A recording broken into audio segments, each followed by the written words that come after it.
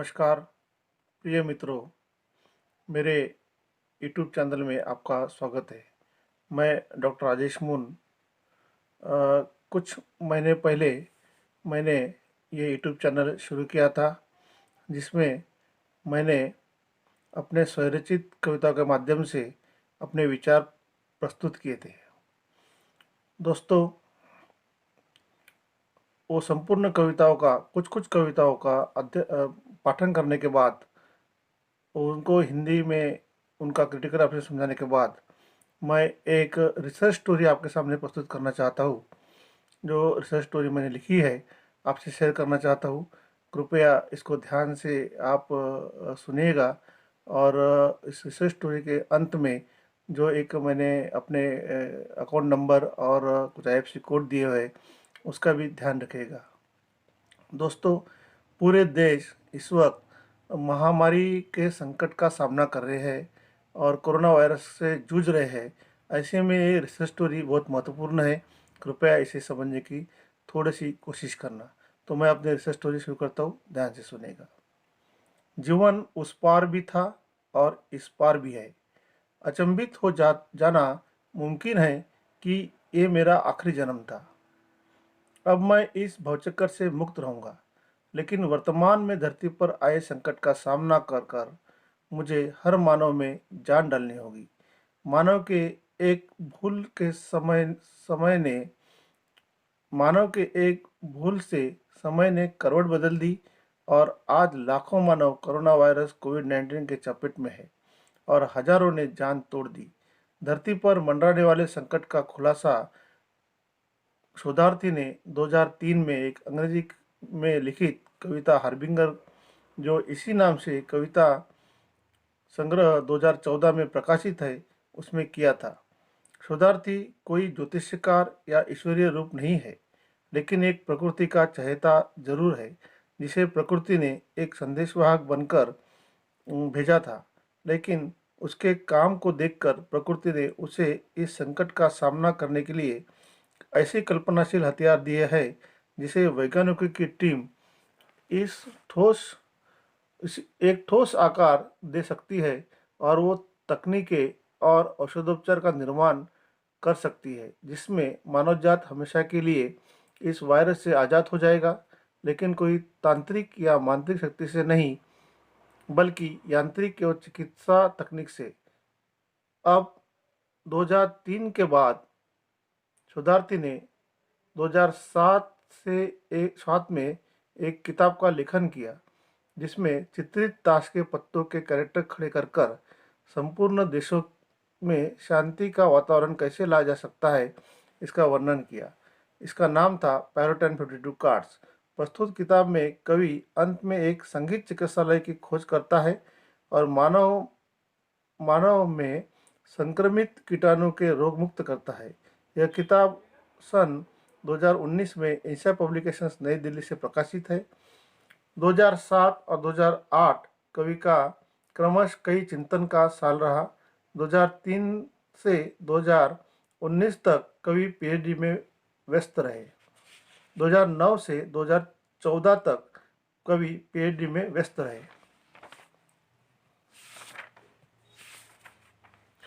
PhD के 5 साल कवि अपने थीसिस के साथ साथ कई सालों से मस्तिष्क में चल रहे संगीत चिकित्सालय की भी खोज करते हैं। अनन्य चिंतकों या वैज्ञानिकों को पढ़कर कवि अपने खोज की कल्पना को कागज कागज के पन्नों पर तैयार करते हैं। 2013 में विवाहबद्ध होते हैं और 14 अप्रैल 2014 को एक पुत्र रत्न की उन्हें प्राप्ति होती है। 2015 में कवि प्रकाश किरणों में चित्रित बिंबों या रंगों के साथ साथ सूर्यमंडल में संचालित ग्रहमंडल का धरती से संबंध और प्रकाश किरणों में चित्रित चित्रण से नए प्रकृति के चिन्हित आसार पर चिंतन में व्यस्त रहते हैं। अपने दोस्तों से 2007 में लिखे किताब के बारे में परिचित कराते हैं और अपनी कल्पना से सजाए टेबल पर, जिसमें ताश के राजा पर एक कांच का पिरामिड रखकर, अपने लैपटॉप से अपनी हस्तलिखित कविता इपिक महाकाव्य का टंकलेखन जो पृष्ठ 126 है, एक रात में ही टाइप करते हैं, सुबह 6 बजे से लेकर शाम 6 बजे से लेकर सुबह 6 बजे तक। टंकलेखन करते वक्त संगीत की धुन सुनते सुनने सुनने सुन, सुनते संगीत की धुन सुनने में डूबे रहते हैं। पिरामिड में देखने में व्यस्त रहते हैं। 12 घंटों में कवि को संपूर्ण ब्रह्मांड समझ में आता है, लेकिन सुबह 6 बजे तकनीकी गड़बड़ी के कारण टंकित कविता उड़ जाती है। अपने दोस्त पर फोन से बातचीत कर कवि एक बटन से फिर वो सारी चीज़ें वापस लाते हैं और सुबह मॉर्निंग वॉक पर चले जाते हैं। सारे काम समय पर करते हैं, मगर मस्तिष्क में कुछ और ही चल रहा होता है। 2 दिन के बाद चिंतन मनन पूरा करने के पश्चात कवि को रात एक अज्ञान प्रयोग में व्यस्त रहते हैं। वो सुबह के उस सूरज का इंतजार करते रहते हैं जिसे शायद उन्हें पता चले कि प्रकाश किरणों की व्यवस्था, बिंब एवं रंग, साथ ही प्रकाश मंडल, सूर्य ग्रह मंडल क्या एक नए प्रकृति के जन्म दे सकते हैं। इस उत्तर को पाने से पहले ही उन्हें काली हैट के साथ अस्पताल में भर्ती कराया जाता है। अपने निजी डॉक्टर के अवकाश में कोई दूसरा मनोवैज्ञानिक उसका इलाज करता है और उसे 28 दिन अस्पताल में विभिन्न यातनाओं से गुजरना पड़ता है। लेकिन तब भी शोधार्थी अपने खोज में व्यस्त रहते हैं। कभी कभी घड़ी के कांटों के साथ या ट्यूबलाइट की प्रकाश किरण और अस्पताल की टीवी एक या उसके हैट के किरणों के अपने आंखों से संबंध, इन सब चीज़ों में शोधार्थी अस्पताल में भी खोज करते रहते हैं, गहरी खोज करते रहते हैं। अस्पताल से छुट्टी के बाद उसका मस्तिष्क खाली हो जाता है, तब वो अपने दोस्तों के कुछ शोध संबंधित कार्यों में जुड़ जाता है। अपना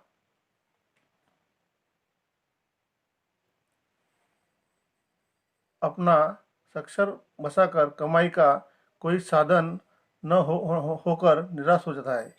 नौकरी करने नौकरी करने निकलता है, लेकिन लेकिन लेकिन उसके हाथ में निराशा ही लगती है। एक दोस्त जितेंद्र की मदद से एक प्रकाशक को मिलता है। वो प्रकाशक उसका महाकाव्य फ्री ऑफ चार्ज में प्रकाशित करता है और जनवरी 2019 में उसकी पुस्तक प्रकाशित होती है। कवि वर्ल्ड बुक फेयर में अपने कविता महाकाव्य पैरोटन का विमोचन कराते हैं। कविता का सार यह है कि दुनिया में आने वाले संकट का पता कवि को बहुत पहले ही पता होता है, इसलिए ताश के पत्तों का राजा उसके सपनों में आकर उसे हकीकत बताता है और संकट का सामना करने हेतु अपने हथियार देता है। उस हथियार का शोधार्थी निस्वार्थ भाव से उपयोग करके संपूर्ण विश्व में शांति प्रस्तावित करने में जुट जाता है और कल्पना करने लगता है संगीत चिकित्सालय और कोविड डिवाइस की। और वो कोरोना कोविड डिवाइस ढूंढ के भी निकालता है, खोज के भी निकालता है। इस संपूर्ण चित्र में उन्हें काफ़ी खुशी होती है। वो राजा से अनुमति मांगते हैं और राजा उनको अनुमति प्रदान करता है। संपूर्ण विश्व में शांति के लिए दीप जलते हैं। दिल्ली में जनवरी में आते वक्त कवि घायल हो जाते हैं और अपने घायल अवस्था में नौकरी के लिए भटकते हैं। कोई व्यवसाय करना चाहते हैं, लेकिन पैसों से परास्त रहते हैं। आखिर खेती कर कर निर्वाह करना और बड़ी मेहनत और अध्ययन करने का फैसला करते हैं। जनवरी 2019 में दिसंबर जो 2019 में जो दिसंबर 2020 तक कई किताबों का अध्ययन करते हैं, साथ ही कुछ कविताओं का लेखन भी करते हैं। अचानक दिसंबर में चीन के कोरोना वायरस का जिक्र आता है। 1 दिसंबर में 16 मार्च तक विश्व में हो रहे स्थान एवं वायरल वीडियो, टीवी या न्यूज़ एवं अखबार में छपे छोटी छोटी सामग्री या रिसर्च पेपर्स या रिसर्च पढ़ते हैं, अध्ययन करते हैं, बहुत निराश होते हैं, चिंतित होते हैं, लेकिन दिमाग पर जोर देते हैं और अपना पुराना लिटरेचर खंगोलते हैं और सुबह 17 मार्च 9 बजे कोरोना वायरस का प्रभावी इलाज की कल्पना को कागजी जन्म देते हैं। डॉक्टर अंबेडकर लाइब्रेरी में वो कागज तैयार हो जाते हैं, जिसमें ध्वनि लहरों के प्रकाश किरणों का संगणक बनकर कोरोना मरीज का इलाज का जिक्र होता है। 3 घंटों के कसरत के बाद घर आकर खाना खाते हैं और बैंक का कर्ज लेने के लिए बैंक में पहुंचते हैं। क्लर्क उसे सारा दिन बैंक में बैठा कर रखती है। प्रोसीजर कर कर वो वापस आता है। चाय पीकर फिर लाइब्रेरी में अपने कोरोना वायरस किलिंग शोध के कागज पर दस्तक करते हैं। अचानक उसे लगने लगता है, काश कोई यूएसए जैसा देश उसे वो डिवाइस विकसित करने का अवसर प्रदान करे। लेकिन वो निराश होता है। जेब टटोलता है। आगे के शोध के लिए उसके पास कोरे कागज के लिए भी पैसे नहीं रहते हैं।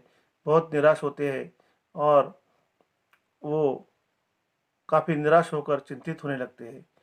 वो शोधार्थी और कोई नहीं, मैं खुद एक चिंतक और एक शोधार्थी रिसर्चर डॉक्टर राजेश मुन हूँ। मैंने संगीत अस्पताल की खोज की है जिसमें एक ऐसा डिवाइस है जिसमें मानव का संपूर्ण ऑपरेशंस हो सकता है। आई मीन उस डिवाइस में मानव के शरीर की जो भी जांच है, ब्लड टेस्ट है, यूरिन रिपोर्ट है, सीटी स्कैन है, एक ही डिवाइस में हो जाएगी। इसके साथ साथ जो महामारी इस वक्त आई है, उस महामारी को भी मैंने इसमें शामिल किया हुआ है। जैसे मेरे पास कुछ रिसर्च डॉक्यूमेंट रेडी है, उस रिसर्च डॉक्यूमेंट को भी मैं शो कर सकता हूँ या कुछ दे सकता हूँ। वो संगणक मैंने बनाया है जिसमें संगणक की इनोवेशंस मैंने दी हुई है, आइडियाज़ दी हुई है। जिस संगणक में जो संगणक सीधा जहाँ कोरोना वायरस का पेशेंट है, उस पेशेंट में जहाँ कोरोना वायरस है, जीवाणु है, उस जीवाणु की खोज करेगा और वहाँ सीधा प्रकाश किरण या ध्वनि लहर किरण, ये दोनों उसमें उस कीटाणु को, वो जीवाणु को किल करने में सक्षम रहेंगे। तो दोस्तों, ये मैंने बड़ी मेहनत से, आई मीन इसमें मैं करीबन 17 साल से अपने एमए पीएमफिल पीएचडी के दौरान ही मैं इसमें शुरू किया था और काफ़ी प्रभावी प्रयत्न मेरा रहा है। मैंने बड़ी मेहनत से और लगन से ये चीज़ें खोज के निकाली है। आगे संगीत अस्पताल के लिए डॉक्टर्स कैसे होंगे, स्टूडेंट कैसी क्या अध्ययन करेंगे, बिल्डिंग्स कैसी होगी, अन्य बिल्डिंग्स में सीनियर डॉक्टर्स जूनियर डॉक्टर से कॉन्वर्सेशंस कैसी करेंगे, ऑपरेशंस करने की थिएटर्स कैसे रहेंगे, छोटे छोटे मेडिकल इक्विपमेंट्स कैसे रहेंगे, अन्य चीज़ों को शामिल किया है। नए उपकरण कैसे रहेंगे, जो हम मेडिकल साइंस में देखते हैं कि छोटा सा टेथोस्कोप देखता है, उसकी जगह नया टेथोस्कोप एकदम बिल्कुल नए आयाम वाला, जिसमें मैंने न्यू 12 डायमेंशन थ्योरी का उपयोग किया है। 12 डायमेंशन थ्योरी, जिसमें मैंने एक और थ्योरी का शोध किया है कि ट्रांसमाइंड थ्योरी।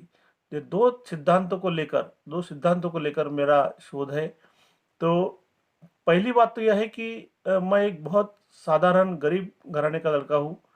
मैं फैमिली से बिलोंग करता हूँ और मेरे माता पिता नहीं है। मेरे भैया भाभी के साथ में रहता हूँ और उन पे ही मेरी फैमिली डिपेंड है। मुझे एक बेटा और मेरी मिसेस है और मेरे पास अभी इस वक्त कोई नौकरी या कोई ऐसा साधन नहीं है जिससे मैं अपने आजीविका कमा सकूं।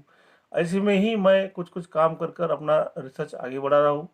आशा करता हूँ कि अगर मेरा ये शोध अच्छा लगता है या कुछ मेरे शोध में ठोस कुछ बात लगती है, तो मुझे मैंने दिए गए अकाउंट नंबर पर या कभी मुझसे फ़ोन पे बातचीत कर कर कुछ सहयोग हो सकता है तो कर सकते हैं। यही मेरी आशा है। और मैं अपने संपूर्ण देशवासियों को एक संदेश देना चाहता हूँ कि मुझ जैसे रिसर्चर को अगर किसी देश में, जैसे यूएसए और अन्य किसी देश में अगर अवसर प्राप्त होता है, तो मेरे पास और भी कई शोध है जिसका मैं आविष्कार कर सकता हूँ और इजीली सारे शोध को एक मटेरियल फॉर्म में लाने की कोशिश कर सकता हूँ। तो यूट्यूब चैनल के माध्यम से सभी दोस्त लोगों को अगर मेरी बात अच्छी लगी तो कृपया मेरे चैनल को लाइक करना और मेरा संदेश सब तरफ फॉरवर्ड करना, यही आशा रखता हूँ। धन्यवाद।